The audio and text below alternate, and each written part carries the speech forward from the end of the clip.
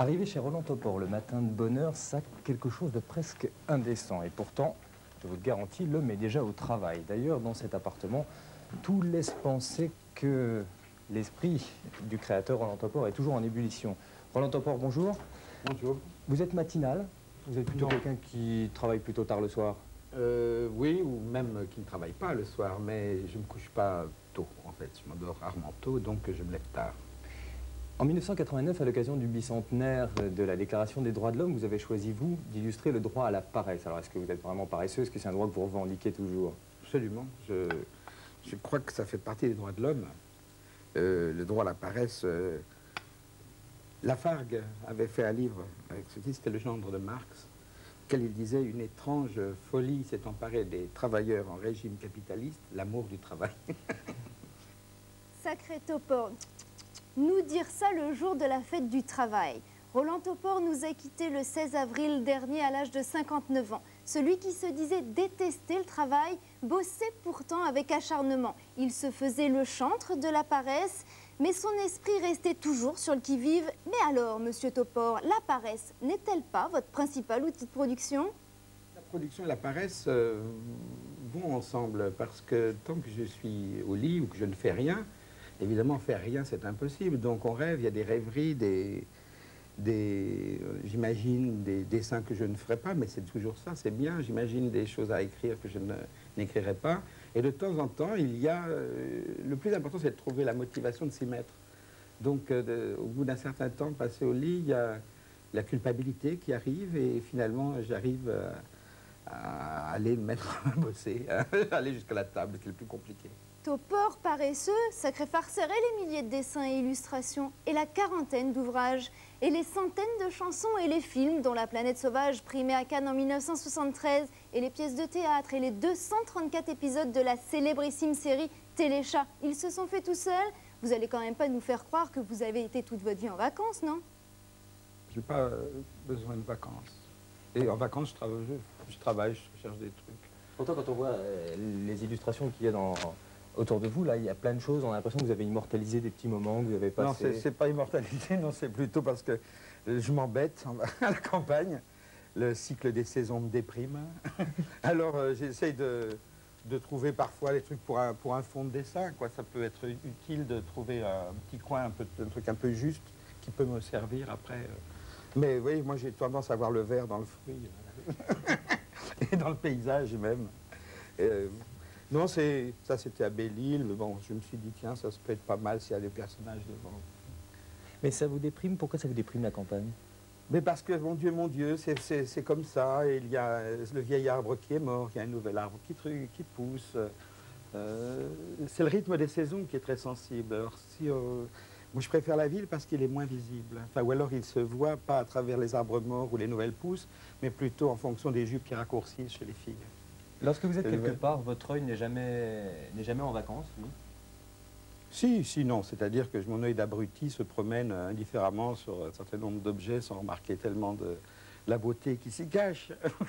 Mais de temps en temps, je me dis, tiens, j'ai 1 heure à tuer, qu'est-ce que je vais faire? Donc je fais un dessin pour voir si j'y arrive. Et en général, le résultat est plutôt probant? Non, pas forcément. Non, c'est assez banal. Ce que je tire comme image, c'est assez banal. Ça n'ajoute rien.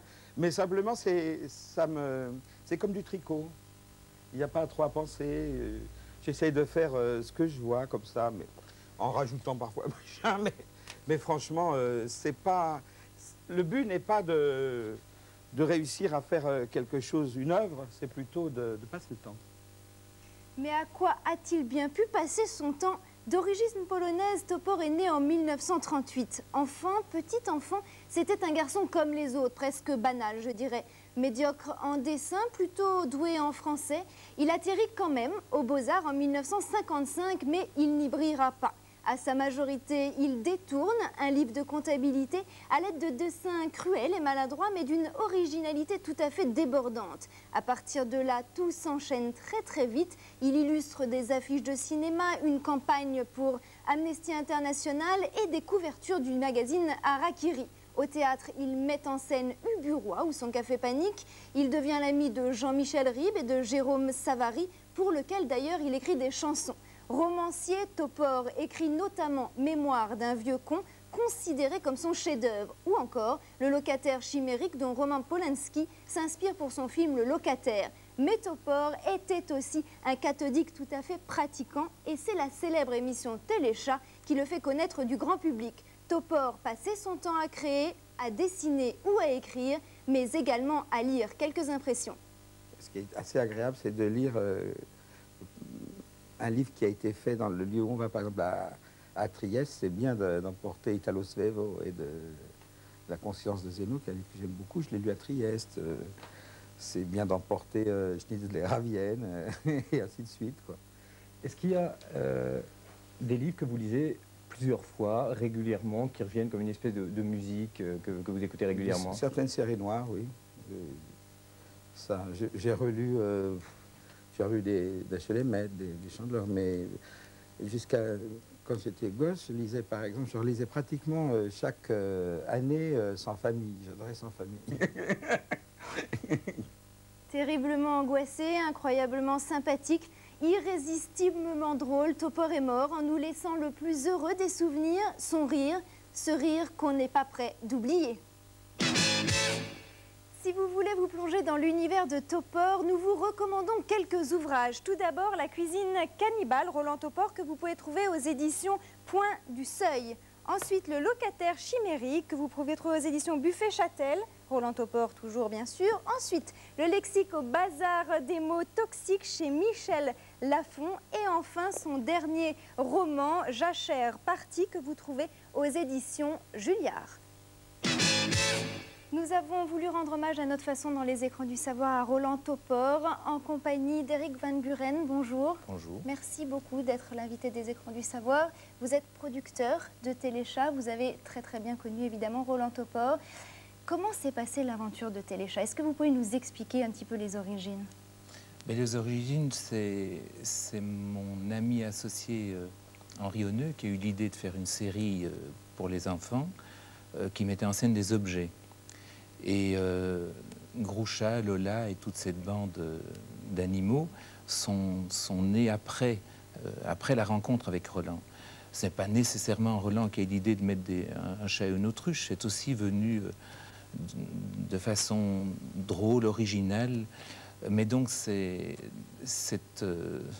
début de relation avec Roland, Roland vient à Bruxelles pour présenter sa pièce de théâtre très subversive, Vinci avait raison. Et on était dans le sérail des gens du Poche, donc ce théâtre d'avant-garde bruxellois.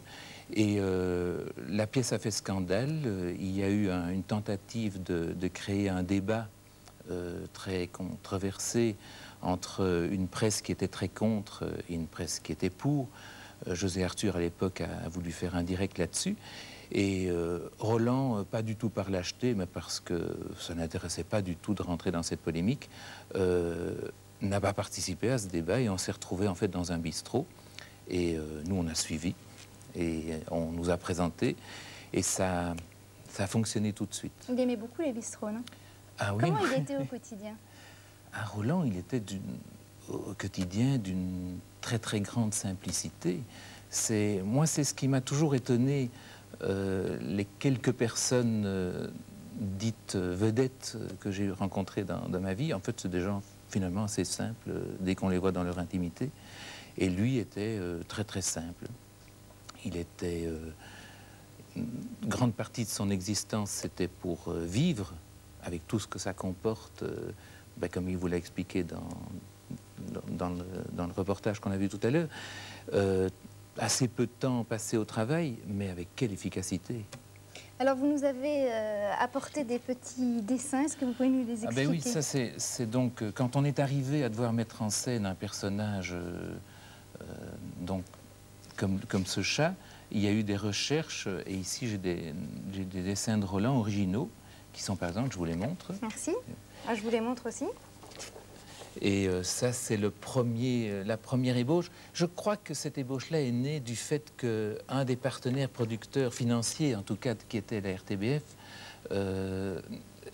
il était roux, ce monsieur, à l'époque. Et son âme, il n'existe plus. Et puis après, ça a oscillé vers un chat à la Groucho.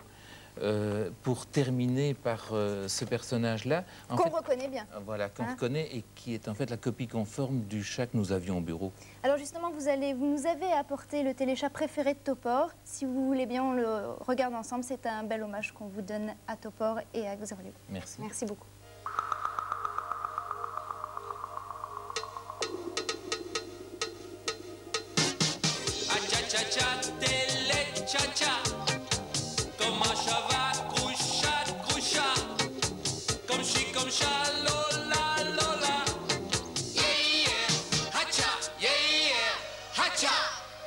Coucou.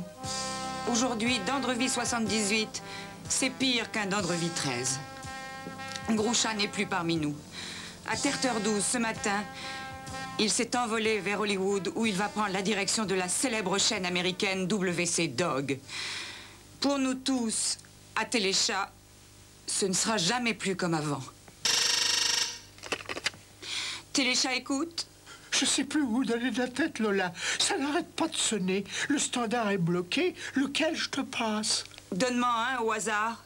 Ici Roger, le papier peint. C'est pas possible, dites Madame Lola. Groucha n'est pas parti. Il nous aurait dit au moins au revoir. Mais il l'a fait, Roger. Regardez ce qui va suivre. En effet, j'ai réussi à obtenir une dernière interview. En effet, j'ai réussi à obtenir une dernière interview de Groucha, juste avant son départ. Je vous la livre toute chaude. Dans quelques secondes, vous allez monter dans l'avion. Avez-vous quelque chose à dire aux téléchateurs? Oui, Lola. Je tiens à leur dire qu'ils ont tous été merveilleux et que je n'oublierai jamais ces années passées à leur service. Car après tout, qu'est-ce qu'un artiste ou un journaliste sans public? Mais alors, pourquoi tu t'en vas? Parce qu'il faut de temps en temps changer de public, se remettre en question, retrouver le goût de l'aventure. Ici, c'était devenu trop facile. Téléchat ronronnait. Mais on aurait pu inventer de nouvelles rubriques, avoir d'autres scoops, dénoncer de nouveaux scandales. Vous le ferez très bien toute seule. Vous allez prendre de nouvelles responsabilités et je suis sûr que vous serez encore meilleur sans moi qu'avec moi. Sans vous, la télévision ne vaut plus la peine d'être vécue. Ne craque pas, Lola.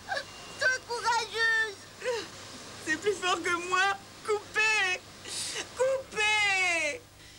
Je vous demande de m'excuser d'avoir pleuré sur antenne, mais même chez les journalistes, les sentiments débordent parfois l'actualité. Pourquoi vous vous allumez, bon moment? Le public adore les larmes bien salées. Eh bien, il va être servi. Voici l'histoire de Tati, la tranche de jambon qui voulait maigrir. Brosse dure. Présent, mais le cœur n'y est pas, Madame Lola. Il faut tenir, brosse dure. Vous avez l'interview que j'ai réalisée ce midi à la cuisine? J'en vois, mais le cœur n'y est pas. Gymnastique. Un roulé, deux déroulés, un roulé, deux déroulés. Massage. Relâchez vos muscles, détendez-vous. Il faut que ça fasse mal pour que ça fasse dur bien. Sauna. C'est bon, vous transpirez. La graisse fond. Encore une seconde et je vous retire. Et hop, sous la douche glacée. Tous ces efforts pour maigrir, gluons de la tranche de jambon, c'est pour être plus belle? Oui, c'est pour être bien dans ma peau. Vous voulez perdre votre gras? Non, j'ai pas honte de mon gras, mais je voudrais devenir mince. Mais quel est le but de l'opération? Rentrer dans un livre d'histoire de l'art. Une tranche de jambon dans un livre d'art? Ça salit les images. Mais non, il y a des livres pur porc, seulement faut être très mince. Sinon, il n'y a que 4 ou 5 pages et ça vaut pas le coup. Continuez, je suis sûre que vous réussirez. Un petit conseil téléchat pour finir, évitez le beurre sur les sandwichs. Tati a une volonté de faire. Elle mérite de figurer un jour dans un beau livre comme celui-ci, qui vient de paraître aux éditions de la Charcuterie. Son titre, La nouvelle tranche avant-garde. Mais ça sent bon ici. Ah, Groucha. Ça lui a fait un choc. Aujourd'hui, dans Andrevie 78, c'était la Saint-Surprise. Bonne fête à toutes les surprises. Chalut, à demain si on veut bien.